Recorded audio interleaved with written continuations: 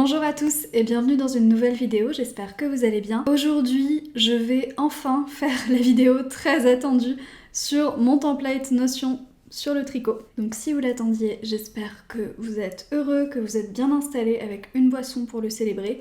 Aujourd'hui, je vais vous montrer comment j'utilise Notion pour suivre tous mes ouvrages tricot et vous présenter mon template pour le tricot qui est disponible en téléchargement. Vous avez le lien dans la description de cette vidéo, donc si vous souhaitez vous en inspirer pour construire votre propre espace, je vais rentrer dans le détail de comment ça fonctionne sans aller non plus jusqu'à vous expliquer toutes les formules, mais je vais pas mal rentrer dans le détail dans cette vidéo. Mais ça ne sert à rien de vous en inspirer et de partir de zéro parce que ce que je vais vous montrer aujourd'hui, ça représente des heures et des heures de travail et que je vous propose ce template au téléchargement. Donc vous avez le lien dans la description, vous pouvez le télécharger, le dupliquer dans votre espace, le modifier, et en faire absolument tout ce que vous voulez. Donc, dans cette vidéo, je vais commencer par vous montrer très rapidement à quoi ça ressemble quand on s'en est servi, donc mon espace Notion tricot avec mes ouvrages, mes projets. Et ensuite, je vais passer sur mon template Notion pour le tricot, donc la page telle que vous la téléchargerez pour qu'on puisse voir comment elle se présente quand vous la téléchargez et comment vous pouvez vous en servir. Une petite précision avant de commencer la vidéo, si vous êtes totalement débutant sur Notion, si vous ne connaissez pas du tout ce logiciel, aujourd'hui, je ne vais pas vous le présenter ni vous apprendre à vous en servir. C'est un logiciel assez simple dans son fonctionnement de base, mais très riche, et je n'ai pas les compétences pour vous apprendre à vous en servir à partir de zéro. Le template que je vais vous présenter aujourd'hui est quand même assez élaboré. On a plusieurs bases de données, on a des formules, on a un fonctionnement assez riche. Si vous êtes complètement débutant sur Notion, je vous renvoie vers des tutoriels plus adaptés qui vont vous permettre de comprendre un peu le fonctionnement du logiciel avant de télécharger le template. Vous pouvez aussi télécharger le template et comprendre le fonctionnement du logiciel sur le tas avec peut-être quelques tutos sur Notion et la vidéo que vous êtes en train de regarder. Mais en tout cas, c'est pas l'objectif de cette vidéo de vous expliquer comment ça fonctionne si vous êtes grand débutant. Donc, on va commencer tout de suite. Ici, je suis sur ma page tricot. Donc, vous voyez que ici, en haut à gauche, on a l'arborescence de mon espace Notion que je vous avais déjà présenté dans une autre vidéo qui date un petit peu et mon espace a changé depuis. Mais en tout cas, le tricot est une page projet dans mon espace Notion. Et voilà comment ça se présente. Donc, ici, j'ai mes ouvrages en cours, ma liste d'envie qui n'est pas à jour. Si je descends un petit peu plus, je peux voir mes ouvrages terminés. Donc là, vous avez tous les ouvrages que j'ai terminés en 2022. Mes ouvrages terminés en 2021, ils ne s'affichent pas tous. Il faudrait que je clique ici sur Afficher plus, Load More. Et là, vous avez tous les ouvrages que j'ai faits en 2021. Je les ferme au fur et à mesure pour qu'on continue de voir la page. Et on a tous les ouvrages tricot que j'ai faits depuis que je tricote. Parce que je les ai tous rentrés dedans. Je peux les afficher par année. J'ai aussi une vue calendrier qui m'amuse un petit peu. Ça me permet de voir sur quelle période j'ai réalisé tel ou tel ouvrage. En dessous, on a ma base de données fils. Donc c'est ici que je garde une trace de mon stage. Ce sont tous les fils à tricoter que j'ai. Il n'est pas tout à fait à jour, mais je les affiche comme ça sous forme de galerie avec une photo de chaque fil pour avoir quelque chose de très visuel et voir tout de suite à un seul endroit tout ce dont je dispose. Pareil, j'ai plusieurs vues, donc ça c'est la vue stage, fibre, à utiliser, catégorie. Je vous présenterai plus en détail les vues et ce qu'elles permettent de faire quand je vous montrerai le template que vous allez télécharger, comme ça on pourra travailler sur le même espace. Ensuite, ma base de données modèle, en réalité, c'est ma base de données patron parce que cet espace me permet à la fois de garder une trace de mes ouvrages tricot et de stocker tous mes patrons de tricot, donc tous mes modèles. Ici, ils sont triés par ordre alphabétique en tableau. Donc, on a un tableau par lettre et ils sont par ordre alphabétique tout simplement. Donc, j'ai une belle bibliothèque de patrons de tricot. Je peux aussi les classer si je remonte par catégorie. Plus bas, on a les deux dernières bases de données, les catégories de modèles, où ici j'ai toutes les catégories de modèles qui me permettent de voir d'un coup tous les modèles d'une même catégorie. Imaginons que je veuille voir tous les cardigans, j'ai envie de tricoter un cardigan, je peux cliquer là. Et sur cette page, j'ai tous mes modèles de cardigans qui s'affichent. Et vous voyez qu'à chaque fois, on a le titre ici, le nom du créateur et le nombre d'ouvrages que j'ai réalisés. Donc pour la plupart de mes modèles, j'ai réalisé 0 ouvrage, mais si je clique par exemple sur le Acacia Cardigan, un modèle que j'avais beaucoup aimé tricoter, je vais mettre cette page en plein écran. Donc là, on est sur la page du modèle Acacia Cardigan, dans la base de données des modèles. J'ai une photo du modèle, la page Ravelry si j'ai envie d'y aller. Ici, j'ai mon patron en format PDF et quand je descends, je peux voir tous les ouvrages que j'ai réalisés avec ce modèle. Tout ça, c'est des templates qui sont appliqués automatiquement. Vous allez voir ça quand je vous montre le template. Je finis simplement de vous montrer à quoi ça ressemble quand c'est rempli. Donc là, je reviens en arrière sur ma page tricot. J'en étais aux catégories de modèles et si je descends encore, j'ai ma dernière base de données qui est la base de données créateurs. Donc là, ce sont les créateurs de modèles. J'avais l'impression d'avoir un doublon, mais non, c'est pas le cas, qui sont triés comme mes modèles un peu plus tôt, par ordre alphabétique. C'est une vue que j'aime bien faire, qui me permet de les retrouver assez facilement. Si je vais sur le nom d'un créateur dont je possède plusieurs modèles, par exemple Megan Nodecker, je crois que j'ai 2 modèles de cette créatrice. Je vais mettre la page en plein écran pour qu'on voit bien. Voilà comment se présente Voilà comment se présente la page de la créatrice. Donc j'ai les modèles que j'ai de cette créatrice et à chaque fois on a encore en bas le nombre d'ouvrages que j'ai réalisés. Donc pour le Mount Pleasant, j'ai 2 ouvrages. Si je clique dessus et que je mets à nouveau en plein écran. Donc là je suis sur la page du modèle Mount Pleasant. J'ai, comme c'était le cas tout à l'heure pour le Acacia Cardigan, une petite photo.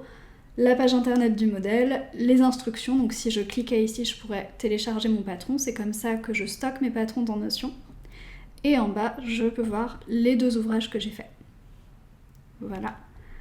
Comment ça fonctionne? Je reviens en arrière sur la page tricot. Et tout en bas, on a les notes et les tâches qui sont uniquement sur ma page tricot, puisque le tricot est pour moi un projet et c'est la façon dont ça fonctionne avec mes autres bases de données. Voilà à quoi ça peut ressembler quand c'est plein, quand c'est utilisé. Moi j'utilise principalement Notion aujourd'hui pour garder une trace de mes ouvrages tricot, c'est-à-dire savoir quand j'ai commencé quel ouvrage, garder toutes les photos d'un même ouvrage au même endroit, garder le lien de ma page Ravelry à un endroit, garder le patron à un endroit. J'utilise vraiment Notion en première intention pour faire tout ça parce que c'est un espace qui m'appartient, que j'ai personnalisé, que j'ai construit réellement pour répondre à mes besoins, et vous allez voir dans le template que j'ai des petites fonctionnalités sympas qui ne sont pas sur Ravelry. Et j'utilise Ravelry en plus parce que comme je fais un journal créatif sur cette chaîne YouTube, ça me permet de créer des fiches qui sont consultables par tout le monde.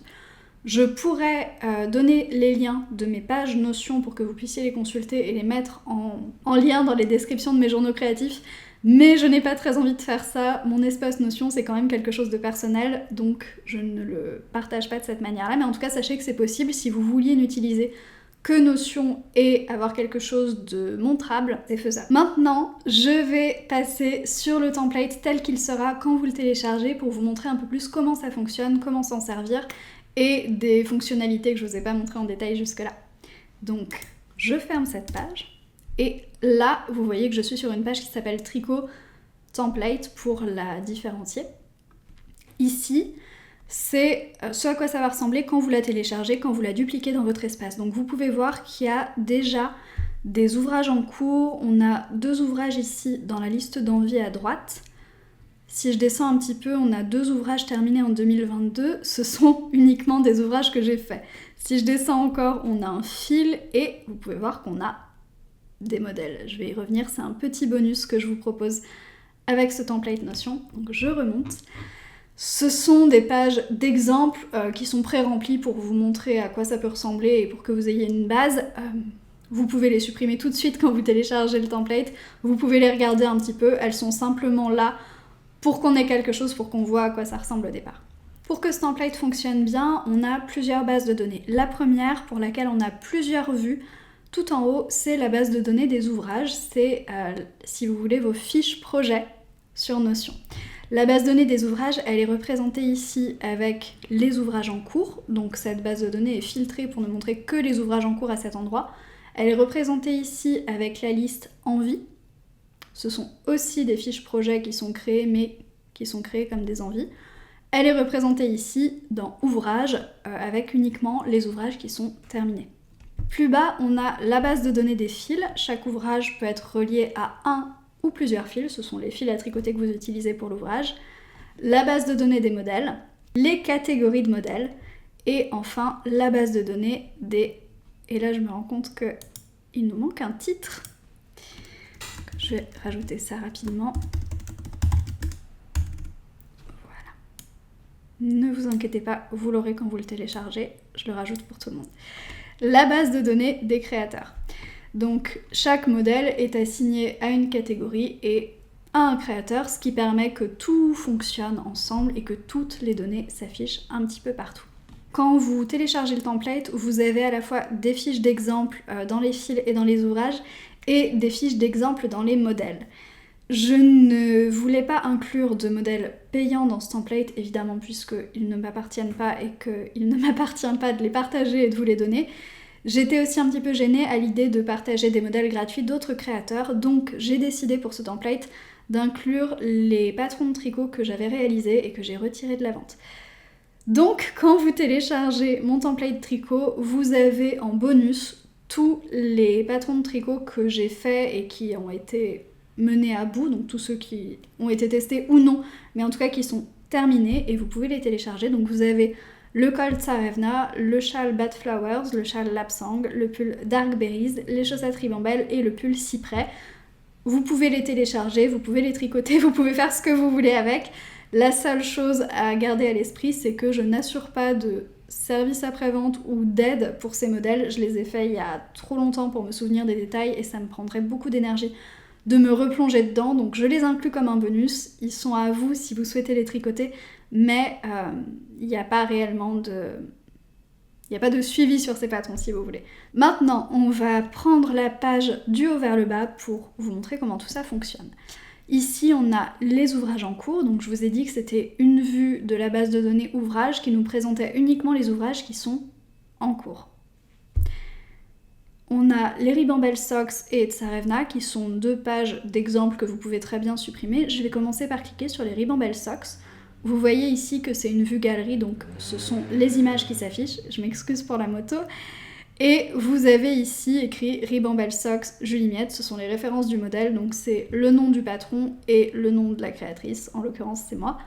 Si je clique, vous voyez que ça m'ouvre automatiquement en pleine page la page que j'ai appelée chaussettes en dentelle, c'est le nom de la fiche projet si vous voulez. Et ici j'ai toutes les propriétés de ma fiche. Si je descends, j'ai une page toute faite où j'ai des photos, je crois que j'en ai mis une seule pour cet exemple. Ici, un titre information où je peux noter par exemple la taille réalisée, je pense que je réalise un 35. Les fils que j'utilise, ici il n'y en a aucun qui a été relié encore à cette fiche, je vais en relier un pour vous montrer. Et je peux mettre quelques petites notes, donc je vais noter par exemple chaussettes réalisées pour moi. Vous notez absolument tout ce que vous voulez. Je vais remonter pour qu'on passe les propriétés au peigne fin. La première propriété, c'est la propriété état, c'est celle qui va déterminer où la fiche s'affiche dans les différentes vues. Ici, l'état, c'est en cours, c'est la raison pour laquelle ça s'affichait tout en haut à gauche dans ma vue en cours. Mais je pourrais décider que c'est une envie, décider de le mettre en pause ou noter que ce projet, cet ouvrage a été terminé ou abandonné et ma page d'accueil tricot se mettrait à jour en conséquence. Si je mettais par exemple que c'est terminé et que je revenais en arrière, vous voyez qu'elle ne s'affiche plus ici dans les ouvrages en cours, elle s'affiche pas dans les ouvrages terminés parce que j'avais pas mis de date. C'est pas grave, je vais revenir en arrière et je vais de nouveau la mettre en cours. Donc la période de réalisation, c'est les dates de début et de fin qui se mettent au même endroit. Donc imaginons que j'ai commencé cet ouvrage le 10 octobre, je vais mettre ici 10 octobre, et ensuite il faut que je coche End Date, ici, pour déterminer que j'ai terminé le 26 octobre. Et donc là on a une période de réalisation du 10 au 26 octobre, et si maintenant je mets terminé, et que je reviens en arrière, hop, vous pouvez voir que ça s'affiche maintenant dans les ouvrages terminés, simplement parce que les ouvrages terminés s'affichent par année. Donc si la période de réalisation n'est pas remplie, ils vont pas automatiquement s'afficher dans cette vue. Je retourne sur mes Ribambelle Socks, je vais les laisser en cours. Ici on a le modèle, alors je vais l'enlever et le remettre pour vous montrer. Ici j'ai retiré le lien entre les deux bases de données et imaginons que je sois en train de remplir cette fiche modèle. Ici j'ai tous mes modèles de ma base de données modèle qui s'affichent avec à chaque fois le nom du créateur et la catégorie du modèle. Ici les chaussettes en dentelle, le modèle c'était les chaussettes Ribambelle. Ribambelle Socks de Juliette. Je clique ici pour relier. Et en bas, sur le même principe, juste en dessous, on a le lien avec la base de données des fils. Ici, je n'avais pas rentré de fil, mais je vais en relier un tout de suite. Et j'ai par exemple le fil Ulysse que j'avais rentré spécialement pour avoir un exemple. Donc imaginons, je tricote ces chaussettes dans le fil Ulysse. Je clique pour le relier. En dessous, on a aiguille. Ici, vous cliquez et vous pouvez sélectionner votre taille d'aiguille. Je les ai déjà pré-remplies. Moi, je tricote mes chaussettes typiquement en 2,25.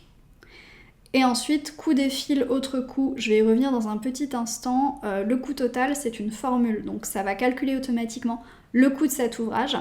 Et étiquette, ici j'en ai plusieurs, vous pourriez en ajouter d'autres selon vos besoins.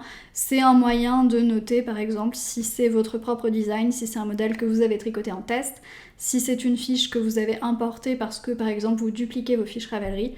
Si c'est un cadeau, vous pourriez en mettre une autre, je sais pas, étiquette...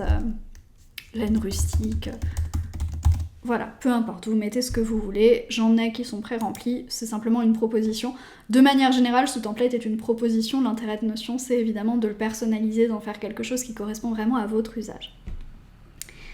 Maintenant que j'ai relié un fil, si je descends un petit peu, vous pouvez voir que ici, dans mon espace fil, j'ai le fil que j'ai relié qui s'affiche, donc ici j'ai mis une vue en galerie pour avoir une photo, comme ça c'est très joli, mais pour les fils j'ai une deuxième vue. Donc, si je clique ici, j'ai deux vues, fil neuf et fil réutilisé. Ça c'est un petit peu technique, je vais vous expliquer tout de suite comment ça fonctionne. C'est ce qui va permettre de calculer le coût d'un ouvrage. La difficulté avec ce template, c'est qu'un fil peut être utilisé plusieurs fois. Par exemple ici, le fil Ulysse avec lequel je tricote ces chaussettes, qui n'est pas réellement le fil avec lequel j'ai tricoté ces chaussettes, c'est juste pour l'exemple. Je pourrais tricoter une paire de chaussettes avec et ensuite tricoter autre chose. Ce que j'ai voulu pour ce template, c'est que le coût de chaque ouvrage soit calculé intelligemment, c'est-à-dire que ça ne va pas simplement prendre en compte le coût de toute la laine que vous avez achetée. Si j'utilise seulement 46 grammes de laine pour tricoter ces chaussettes, ça va ramener le coût de la laine à ces 46 grammes et ça ne va pas compter la pelote entière. C'est la raison pour laquelle, si vous utilisez un fil pour la première fois et si vous réutilisez un fil, vous n'allez pas noter au même endroit le poids que vous avez utilisé. J'espère que c'était clair, je vais remonter pour vous montrer où le coût se passe. Ici, le coût des fils, ça va être à vous de le remplir, je vais vous montrer comment ça marche dans un instant. Autre coût, c'est une propriété que j'ai rajoutée, par exemple si vous utilisiez des boutons, des yeux de sécurité pour les peluches ou d'autres petites choses qui interviennent dans un ouvrage dont vous voulez garder une trace du coût, vous pourriez le mettre ici. Le coût total va être la somme du coût des fils, des autres coûts que vous rentrez, donc les boutons, les yeux de sécurité, peu importe, ça c'est large, et du coût du patron. Vous allez voir quand je vous montre la fiche modèle que vous avez la possibilité de mettre le prix du patron. Le coût du patron qui va être pris en compte pour calculer le coût de l'ouvrage, c'est le prix du patron divisé par le nombre d'ouvrages que vous avez fait. Si vous avez payé un patron 10 € et que vous tricotez un deuxième ouvrage avec, dans le coût de l'ouvrage, Notion va calculer que c'est la deuxième fois que vous tricotez ce patron et donc il va diviser le prix du patron par 2 et considérer que ce patron vous a coûté 5 € pour cet ouvrage, même si vous l'avez payé 10 € au départ. Le premier ouvrage que vous tricotez avec, il va considérer que ça vous coûte 10 €. Le deuxième, il va considérer que ça vous coûte 5 € par ouvrage. Et je ne vais pas diviser 10 par 3, mais le quatrième, il va considérer que ça vous coûte 2,50 € par ouvrage, etc. Tous ces calculs se font automatiquement. Je vais commencer par vous montrer comment on fait pour rentrer le coût des fils. Donc ici, j'ai mon espace fil. J'ai plusieurs vues différentes, donc une pour fil neuf, une pour fil réutilisé. Ici, c'est un fil que j'utilise pour la première fois, donc je vais aller dans fil neuf. Et là, vous voyez que j'ai le Ulysse qui s'affiche et je peux rentrer le poids utilisé. Imaginons que pour ces chaussettes, j'ai utilisé 34 grammes de laine. Et là, vous voyez que automatiquement, le coût s'est mis à jour. Si j'avais utilisé 2 fils pour ces chaussettes, je pourrais voir ici la somme du coût de chaque fil mise à jour automatiquement par rapport au poids de chaque fil que j'ai utilisé. C'est cette somme que je vais reporter dans les propriétés de l'ouvrage pour que ça entre en compte dans le calcul du coût total de mon ouvrage. Donc 34 grammes, ça nous fait un coût total de 5,17 €, donc je pourrais mettre ici que j'ai 5,17 € dans coût des fils. Et vous voyez que le coût total s'est mis à jour pour afficher 5,17 €. Ça n'affiche que 5,17 € parce que Ribambelle Socks, c'est un modèle qui m'a coûté 0 €. Si Ribambelle Socks m'avait coûté 5 € et que je tricotais ce modèle pour la première fois, ça afficherait 10,17 € si mon calcul est bon. Donc je vais supprimer les 34 grammes, ça c'était pour vous expliquer le fonctionnement du coût.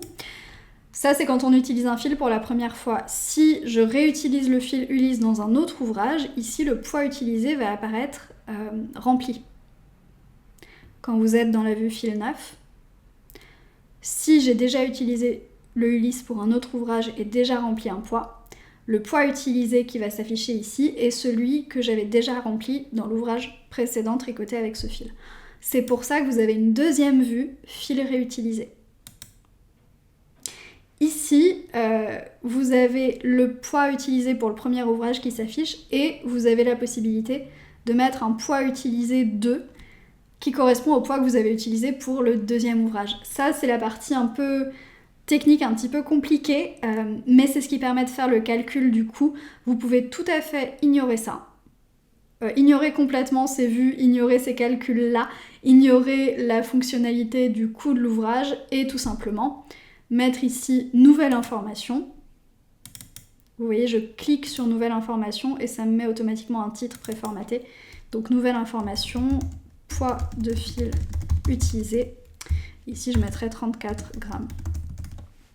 Et là, voilà, ça vous évite d'aller dans les tableaux et de vous compliquer la vie. Si vous n'avez pas forcément besoin d'avoir le coût de l'ouvrage, vous pourriez très bien faire comme ça et ne pas vous prendre la tête. Mais si vous voulez garder une trace du coût de l'ouvrage et que vous utilisez vos fils plusieurs fois, vous avez ici le tableau fil réutilisé qui vous permet de noter jusqu'à 4 utilisations d'un même fil. Et à chaque fois, le coût va se mettre à jour. Donc par exemple, poids utilisé 3, imaginons que le Ulysse soit un fil que j'utilise pour la 3e fois. J'ai déjà réalisé 2 ouvrages avec et les chaussettes Ribambelle sont le 3e ouvrage que je réalise avec ce fil et j'utilise toujours 34 grammes. Donc vous voyez ici que dans coût 3, j'ai 5,17 € qui s'affiche et je vais pouvoir le reporter directement ici dans le coût des fils. Il faut que je reporte manuellement le coût qui s'affiche ici dans coût des fils, c'est le petit travail qu'il y a à faire.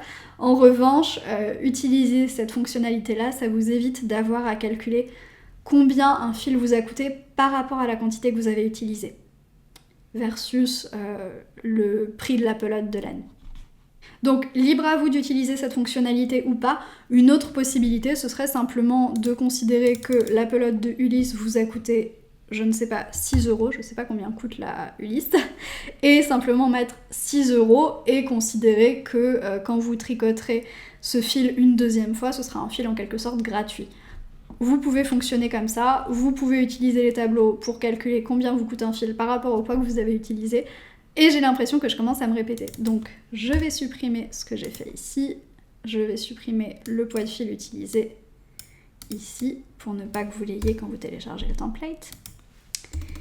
La taille réalisée, et je vais revenir sur la vue galerie parce que c'est la vue la plus jolie, c'est là que j'ai la photo de mon fil. Donc ça, c'est pour la partie de droite. J'ai mis par défaut dans les informations la taille réalisée parce que c'est une information que j'aime beaucoup avoir. Vous avez, je vous l'ai montré il y a un instant, la possibilité de cliquer sur nouvelle information autant de fois que vous voulez, et vous voyez, ça rajoute à chaque fois des titres. Et ça vous permet de personnaliser et de rajouter des informations qui sont pertinentes pour le modèle. Par exemple, ouvrage offert à, et puis vous notez, voilà. Vous pouvez personnaliser à l'infini avec cette petite section-là. Plus bas, vous avez une section notes que vous pouvez remplir absolument de la façon que vous souhaitez. Et à gauche, vous voyez que dans cette colonne, j'ai mis les photos. C'est pareil, vous en mettez autant que vous voulez. Je pourrais rajouter une autre photo. Voilà. Et de préférence, je ne la rajouterai pas là, je la rajouterai en dessous dans la bonne colonne. Donc voilà comment se présente la fiche projet. Gardez à l'esprit que la photo qui apparaît en premier dans la colonne de gauche est celle qui apparaîtra si je reviens sur la page d'accueil. Et voilà comment tout ça fonctionne. À droite, on a les envies, donc là ce sont des projets tout pareils. On ferme ça. Des projets tout pareils, mais dont l'état est en vie. Si j'ai une fiche projet en vie que je commence, il suffit de passer l'état à en cours. Et vous voyez qu'elle est apparue automatiquement dans en cours. Ici, on a deux petits onglets, deux vues différentes. On a une vue en pause qui est vide pour l'instant parce que je n'ai pas défini d'ouvrage en pause. Je vais mettre le pull cyprès en pause par exemple. Et maintenant il s'affiche là. Ça vous permet de ne pas avoir tous vos ouvrages en cours affichés d'un coup si vous en avez vraiment beaucoup et que vous voulez travailler activement juste sur certains et en mettre d'autres en pause et ne pas les voir à chaque fois que vous ouvrez cette page. Vous pouvez utiliser cet état-là et ils vont automatiquement s'afficher dans en pause. Les ouvrages terminés, c'est toujours le même fonctionnement. Plus bas, on a la galerie des fils. Donc je vais ouvrir le fil que j'ai créé comme exemple, qui est le Ulysse de Dererum Natura. Je clique, je mets cette page en plein écran. Et ici, on a pas mal de propriétés qui s'affichent. On a la date d'acquisition du fil. Chaque propriété est optionnelle, vous pouvez très bien la remplir ou l'ignorer. En revanche, je vous conseille de ne supprimer aucune propriété. Comme on a des fonctionnalités avec des fonctions, vous risqueriez de casser le template et les choses ne fonctionneraient plus très bien et je ne pourrais rien faire pour vous. Donc ne supprimez jamais une propriété. S'il y en a une qui vous embête, vous cliquez dessus, vous allez là et vous faites Always Hide et maintenant elle est cachée. Je fais CTRL Z parce que je ne veux pas la cacher. Donc la date d'acquisition, ensuite vous avez le statut du fil. Donc là il peut être neuf, partiellement utilisé, détricoté, reste, totalement utilisé, donné, vendu, voilà. La marque du fil, alors pour la marque, je vous ai pré-rempli pas mal de marques de laine, mais vous pouvez mettre n'importe quelle marque, vous rentrez simplement. Imaginons que ce soit pas Dererum Natura, ce serait la marque Joli Fil. Une marque qui n'existe pas, il suffirait de la taper et de la créer. Voilà, je vais revenir en arrière pour remettre Dererum Natura parce que Ulysse est un fil de Dererum Natura.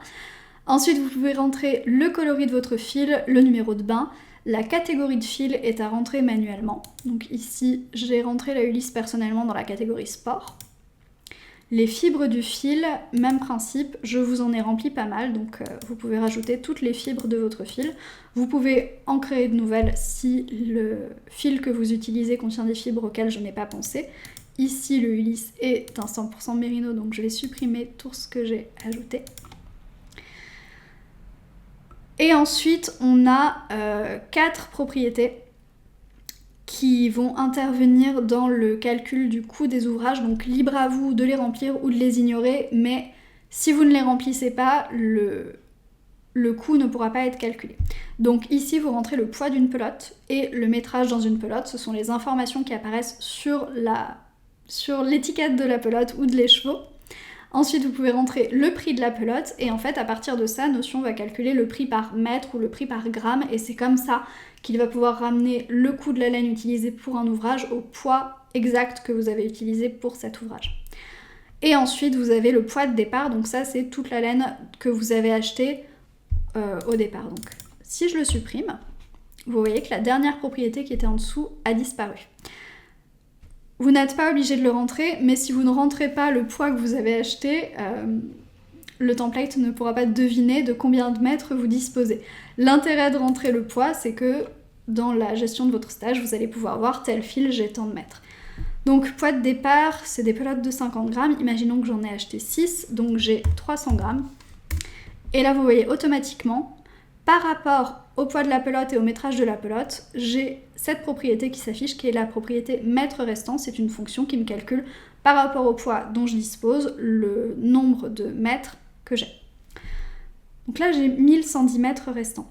Maintenant, si j'avais utilisé 34 grammes et que j'avais laissé les 34 grammes utilisés pour les Ribambelle Socks, les mètres restants seraient mis à jour par rapport au poids que j'ai utilisé.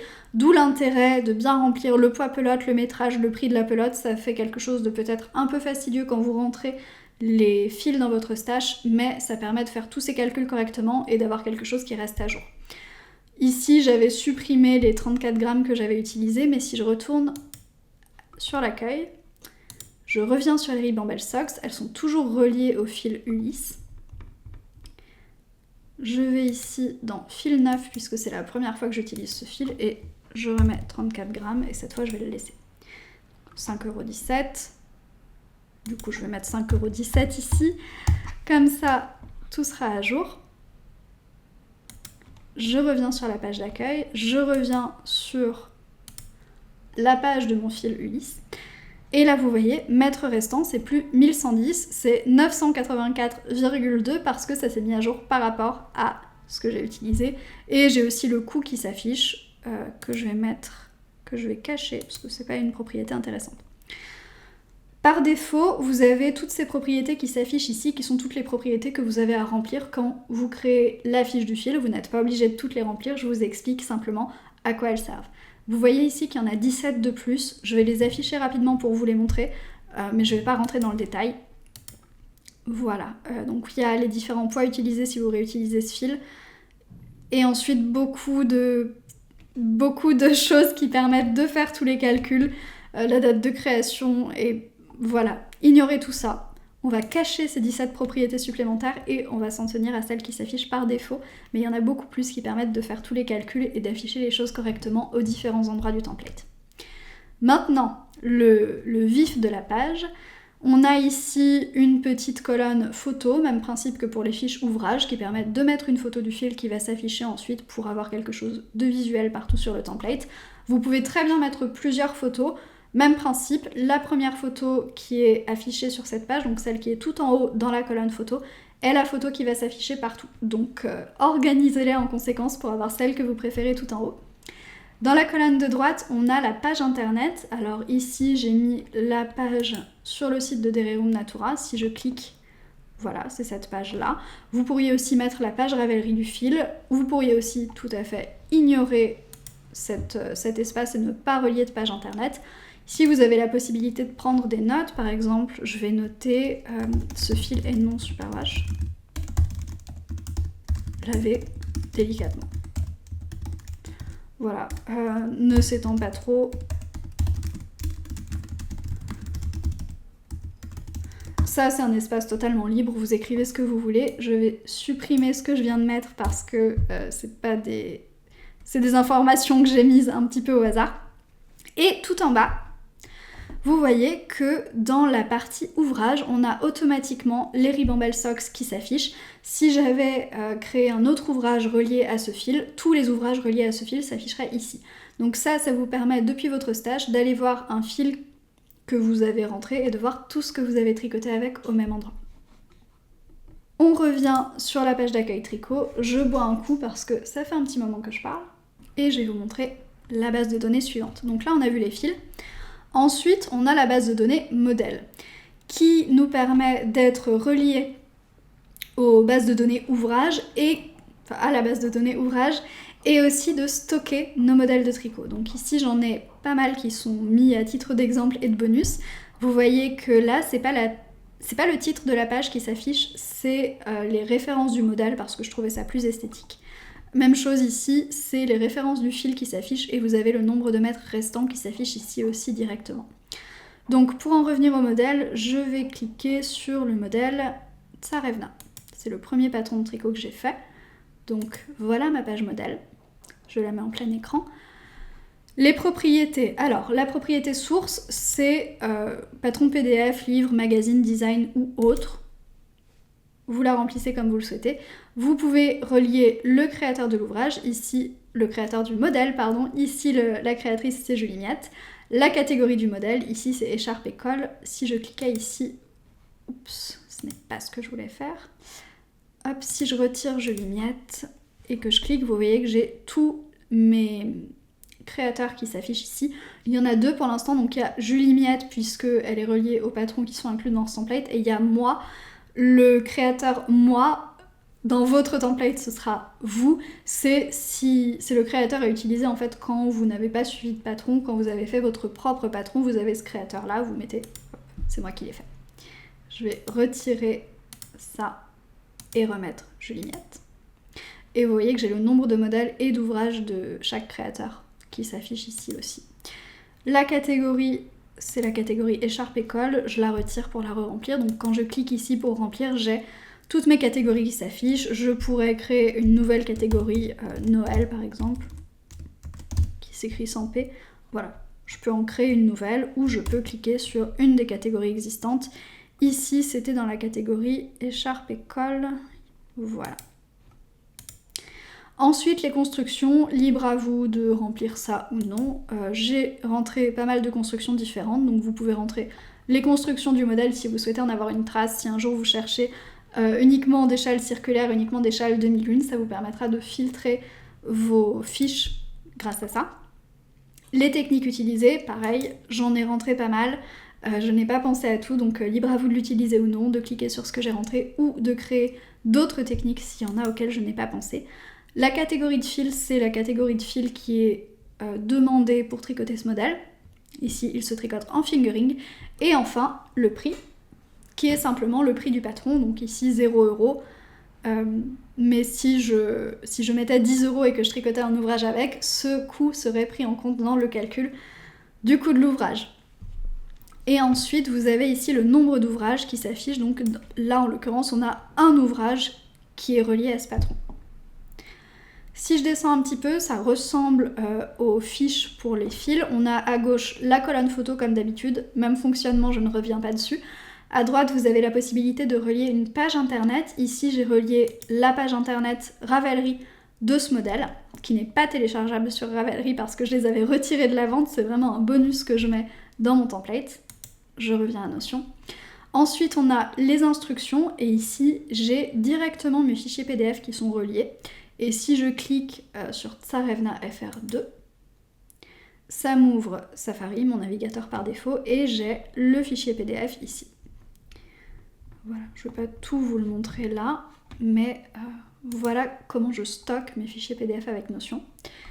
Et dans Notes, je vous ai noté, ce patron a été retiré de la vente, il est inclus gratuitement au bonus de ce template Notion, mais l'assistance n'est pas assurée pour que ce soit parfaitement clair. Si je descends encore, comme pour les fils, on a ici une partie ouvrages où il y a tous les ouvrages reliés à ce patron qui s'affichent.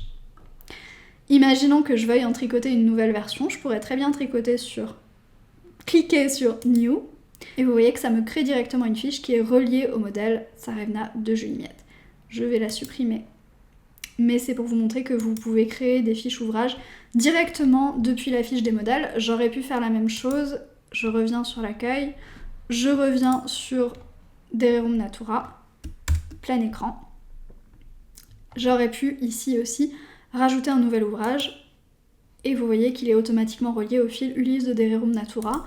Imaginons que je tricote Tsarevna avec. Voilà. Et donc j'ai créé ma fiche ouvrage directement reliée au fil ou directement reliée au modèle de cette manière-là. Ensuite, je peux appliquer différents templates. Je vais vous les montrer un petit peu plus tard. Et pour l'instant, je supprime cette page parce que je ne souhaite pas la voir. Je reviens sur l'accueil et je vais vous montrer rapidement les dernières bases de données. Donc les catégories de modèles, ici vous avez une vue en galerie, encore une fois, il y en a une seule, vous pourriez en créer d'autres bien sûr. Et vous avez le nom des différentes catégories avec à chaque fois le nombre de modèles que vous avez pour cette catégorie et aussi le nombre d'ouvrages que vous avez tricotés dans cette catégorie. Je trouvais ça intéressant de mettre les deux. Par exemple, vous voyez que pour les pulls, j'ai 3 modèles et j'ai 2 ouvrages. Si je clique, voilà ce qui s'ouvre. J'ai tous mes modèles de pulls qui s'affichent ici. Donc, le pull cyprès, le pull dark berries et vous avez aussi un modèle que j'ai créé ici qui est le pull sans patron dans le cas où vous voudriez créer votre propre patron de pull ou vous tricoteriez un pull sans patron. Je vais revenir ici aux ouvrages et je vais créer un nouvel ouvrage en cours par exemple. Vous pourriez mettre modèle pull sans patron Et vous voyez, c'est un modèle de moi. Donc si vous téléchargez le template, c'est un modèle de vous. Et ensuite, si je clique sur le pull sans patron, vous voyez que je descends, l'ouvrage que je viens de créer s'affiche ici. Il est tout blanc parce que je n'ai pas mis de photo dans cet ouvrage. J'espère que je vais pas trop vite, c'est pour ça que c'est absolument pas un tutoriel pour débuter Notion. Donc je vais supprimer cette page que je viens de faire. Pour revenir sur l'accueil, on continue de descendre et je vais vous montrer un exemple de fiche de la dernière base de données. Donc c'est la base de données des créateurs. L'intérêt d'avoir une base de données des créateurs, c'est de pouvoir voir à un seul endroit tous les patrons que vous avez d'un même créateur. J'en ai créé 2 par défaut, donc c'est les 2 que vous allez avoir quand vous téléchargez le template. Vous avez moi, je l'ouvre en plein écran, et là vous voyez qu'on a chaussettes sans patron, châle sans patron, bonnet sans patron, pull sans patron.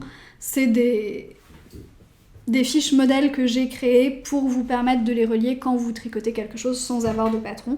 Vous pouvez en créer autant que vous voulez, bien sûr. J'ai mis une petite image par défaut, simplement pour pas que ce soit blanc, mais vous pourriez par exemple créer votre propre patron, et puis voilà, châle sans patron numéro 1, châle sans patron numéro 2, et noter comment vous avez tricoté tel et tel châle à cet endroit-là. Je reviens en arrière. Le deuxième créateur qui est rentré, c'est Julie Miette. C'est moi. Et ici, vous avez peu de propriétés, mais quand même quelques-unes. Vous avez la possibilité de noter la page Instagram du créateur, son site internet, et vous avez ici le nombre d'ouvrages tricotés de ce créateur qui s'affiche, pareil, parce que je trouvais ça amusant d'avoir ça. Si je descends un petit peu, j'ai ici l'affichage de tous les modèles qui se fait automatiquement, bien sûr. Si je crée un modèle n'importe où dans mon template et que je relie le créateur Julie Miette à ce modèle et que je reviens sur ma page Julie Miette, ici, il va s'afficher automatiquement dans modèle. C'est l'intérêt des bases de données et c'est l'intérêt de relier des bases de données entre elles.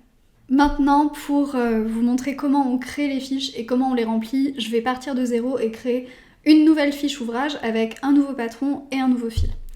Donc imaginons, je vais pas la rentrer dans Envie, parce que je vais commencer à la remplir. Je vais rentrer directement ça dans Ouvrage en cours. Donc je vais la créer à partir d'ici. Je clique sur New et nouvelle page, qui est pour l'instant tout à fait vierge, mais vous voyez que la propriété en cours s'affiche déjà. Je vais tricoter le bandeau Frida de Atelier Midi. Donc je nomme ma page Frida. Et ensuite, pour lui donner un petit peu de forme, je vais choisir un des templates qui sont là. Donc je peux choisir ouvrage, ouvrage bis ou ouvrage importé. Je vais vous les montrer de base en haut. Donc si je choisis ouvrage importé, vous voyez que toute ma mise en page se fait automatiquement et j'ai plus qu'à remplir. Ici je peux rajouter une photo et une page internet. Ça c'est si vous dupliquez vos fiches projet. Ravelry par exemple, vous mettriez simplement une photo, le lien de votre page Ravelry et vous vous embêtez pas plus que ça. C'est pas ce que je vais faire ici, donc je supprime ça pour vider la page et je vais vous montrer ouvrage. Ouvrage et ouvrage bis, c'est les mêmes espaces, mais l'agencement est un petit peu différent. À vous de choisir celui que vous préférez ou à vous de les modifier pour qu'ils correspondent mieux à votre goût. Ici, je vais simplement cliquer sur ouvrage. Ma mise en page se fait automatiquement et là, on reconnaît ce que je vous ai montré pour les fiches ouvrages qui étaient simplement rentrées comme exemple. Je vais commencer par remplir toutes les propriétés. Donc c'est un ouvrage en cours que je commence aujourd'hui, le 26 octobre. Pour l'instant, j'ai pas de date de fin. Le modèle, c'est le Frida de Atelier Emily. Donc je clique et je vais commencer à écrire Frida. Et je n'ai pas de modèle Frida. Donc ce que je fais, c'est que je clique sur New, Frida. Et maintenant, il a été créé. Vous voyez, il n'y a rien qui s'affiche pour l'instant, je vais y revenir après. Fil... Pour me simplifier la vie, je vais considérer que je tricote ce modèle en Ulysse. Comme ça, je ne crée pas de fiche fil tout de suite. Aiguille. Je vais le tricoter en 4,5. Coup des fils, autre coup. Ça, c'est des propriétés que je remplirai à la fin, quand j'aurai pesé mon ouvrage et que je saurai combien il m'a consommé de laine. Et ensuite, je peux remplir ici. Je vais mettre une photo que j'ai prévue. Je vais mettre cette photo-là, qui est la photo de base du modèle, mais moi je mettrai une photo de ce que je tricote. Et vous voyez que j'ai une fiche qui est créée hyper facilement, taille réalisée, taille unique. Imaginons que je l'offre, parce que c'est un super patron à offrir. Offert à... ma tante.